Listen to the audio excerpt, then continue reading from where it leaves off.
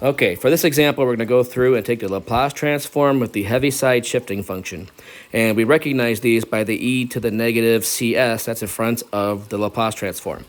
And it's always important to identify that c value first. So in this case, that c number is 4.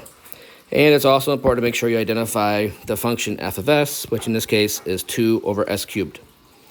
So when we take our inverse transform, we're going to have little x of t, and we're going to have the Heaviside function, which is shifted by that same amount, which is 4, times that function f of t, but instead of being t squared, it's going to be t minus 4 squared. And then for these inverses, we're going to almost always want to have a piecewise defined function as well. So our piecewise function, f of t, or in this case, x of t, doesn't really matter, is going to be equal to 0 if our t value is less than 4, or t minus 4 squared when the t is greater than or equal to 4.